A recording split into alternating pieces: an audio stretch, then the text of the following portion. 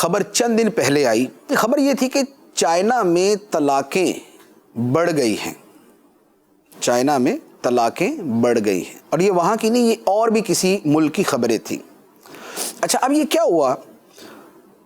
وجہ یہ ہے کہ جب ملک کو لاک ڈاؤن کیا, جب لوگوں کو گھروں پر رہنے کا پابند کر دیا گیا, تو گھر میں جب میاں بیوی رہیں گے, بچے رہیں گے, بچے شور کریں گے, میاں بیوی چھوٹی چھوٹی بات پہ جھگڑا کریں گے, تو نتیجہ کیا ہوگا؟ تو آخری ہتھیار طلاق کا ہوتا ہے.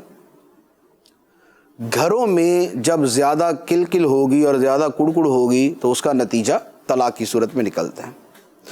اب ہمارے یہاں بھی سچویشن یہ ہے کہ ہمارے یہاں بھی گھروں میں ایک بہت بڑی تعداد ہے نا کہ گھروں پہ رہنا یا تو پابندی ہے اور یا یہ ہے کہ ایک ریکویسٹ کی گئی ہے اور اب گھروں پہ رہ رہے ہیں, اور ہمارے ہاں بھی یہی ہوگا.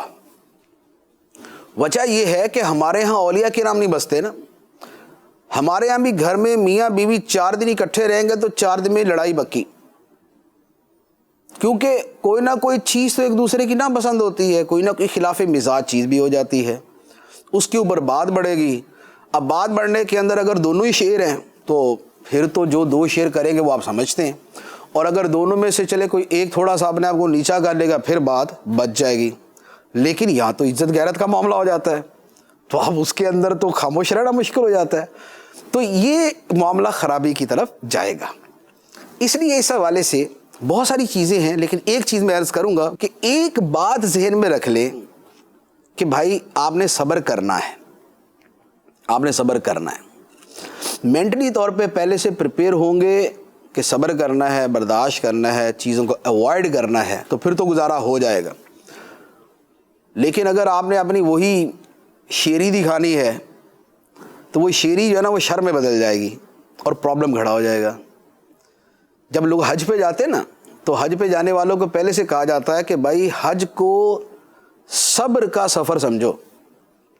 حج پہ جا رہے ہو تو اسے صبر کا سفر سمجھو.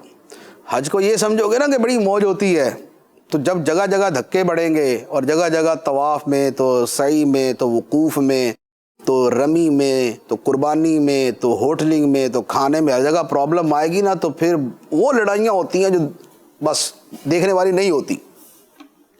یہی معاملہ گھر میں ہوتا ہے. پہلے سے سمجھ لے کہ یہ ایام الصبر ہیں, یہ صبر کے دن چل رہے ہیں. بچوں کی جو کلکل ہے, بچوں کا شور شرابہ ہے, اس کو بھی برداشت کرنا ہوگا, اور جو آپس میں میاں بیوی کا ہے اس کو بھی تھوڑا سا کرنا ہوگا. اور جہاں جوائنٹ فیملی ہے کہ ساس بہو اور نند بھابھی یہ سب اکٹھے رہتے ہیں, اور وہاں پر اب وہ جج صاحب بھیا بھی موجود ہیں درمیان میں, یا بیٹا شوہر یہ بھی موجود ہے جس نے ہاتھوں ہاتھ فیصلے کرنے ہیں, تو پھر جو ہے نا وہ معاملہ خراب ہو جائے گا. تو اس لیے جو ہے نا وہ بھلے صبر کے پوسٹر گھر میں لگا لیں, کچھ بھی کر لیں, لیکن ذہن بنا لیں کہ اس انداز میں چل رہے ہیں. اس انداز میں چلیں گے تو بچت رہے گی, ورنہ بڑی مشکل ہو جائے گی.